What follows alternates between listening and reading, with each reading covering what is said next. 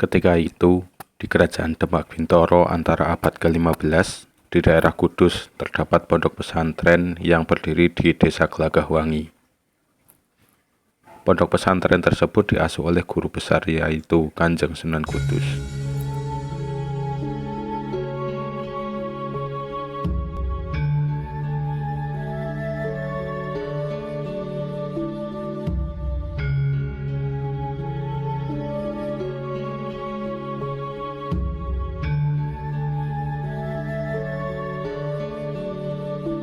Saat itu, kerajaan Majapahit sudah mulai redup pamornya. Hanya tinggal sisa-sisa negara yang terdiri dari kerajaan-kerajaan kecil. Salah satunya yaitu Kerajaan Capit Urang. Negeri tersebut tidak menyukai Kerajaan Demak, terlebih ketika tahu bahwa Demak hendak mengislamkan tanah Jawa. Masjid Ilingsing adalah salah satu masjid di Kudus yang digunakan sebagai tempat belajar para santri Gelagahwangi, murid-murid Sunan Kudus.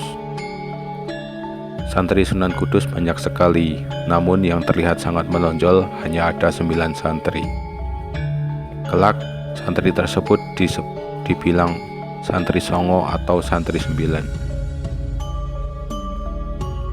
Pada suatu hari ketika waktu menjelang fajar, seperti kegiatan sehari-harinya, Masjid Ilingsing penuh dengan santri yang hendak menjalankan sholat subuh. Suasana yang damai bersamaan dengan hawa dingin embun pagi, tiba-tiba dibuyarkan oleh suara teriakan para pedagang di pasar yang letaknya tidak terlalu jauh dari masjid. Mereka semua berteriak ketakutan.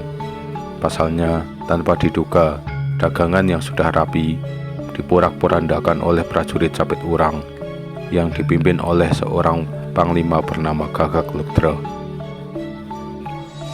Para pedagang saling tunggang-langgang menyelamatkan diri tanpa memikirkan sedikit pun nasib dagangan mereka.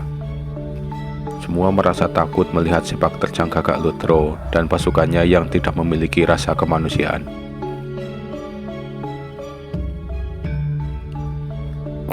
Tanpa dikomando, para santri sontak langsung menghadapi pasukan Gagak Lodra.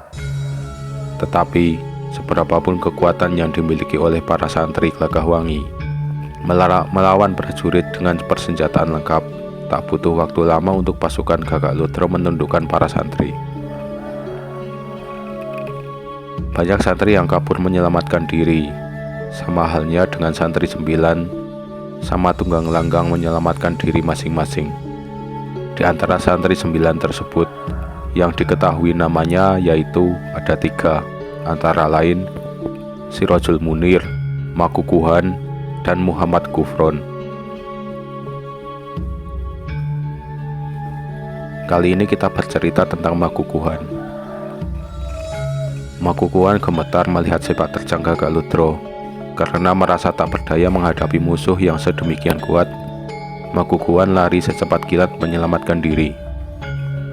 Gagak Lodra dan pasukannya langsung mengejarnya.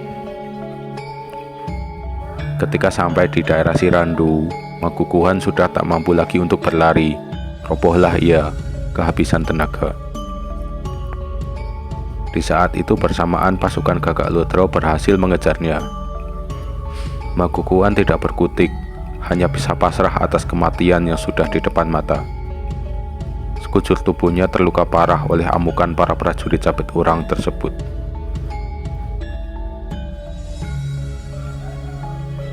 Di saat Gagak Lodra dan pasukannya sedang mengeroyok Makukuhan, tiba-tiba terdengar suara menggema di langit. Sebuah suara yang tak diketahui asal-usul dan siapa yang mengucapkannya. Suara yang bergema tersebut seolah menantang Gagak Lodra. Kalimat tantangannya kira-kira seperti demikian.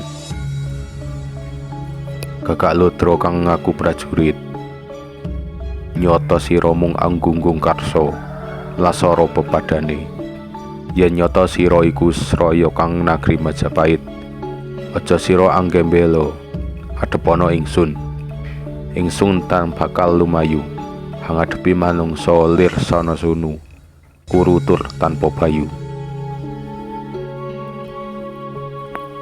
Mendengar suara yang menggema tersebut, fokus Gagak Lodra jadi buyar. Akibatnya dia menjadi lengah. Mereka mencari asal sumber suara tadi. Ketika semua sedang direpotkan dengan gema suara tersebut, tanpa disadari, ada bayangan serba putih dalam sekejap mengambil tubuh Makukuhan yang sudah tak berdaya. Sekejap saja bayangan putih itu hilang bersamaan dengan tubuh Makukuhan dari tempat itu. Gagalotro dan pasukannya begitu kaget melihat kejadian yang terjadi begitu cepat. Meskipun dicari ke segala penjuru, tidak bisa ditemukan. Hal itu membuat jengkel di hati Gagalotro. Tanpa menghiraukan umpatan dan sumpah serapah dari Gagalotro, bayangan putih yang membawa Makukuhan yang sudah penuh dengan luka di sekujur tubuhnya itu terus berjalan menjauhi tempat pasukan Capit Urang.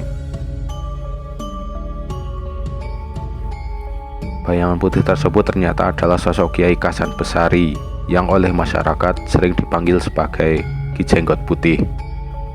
Sebenarnya Ki Jenggot Putih sudah lama mengamati sepak terjang Gagalotro. Maka tatkala melihat Makukuhan dikeroyok pasukan Capit Urang hingga terluka parah, segera saja beliau memberikan pertolongan.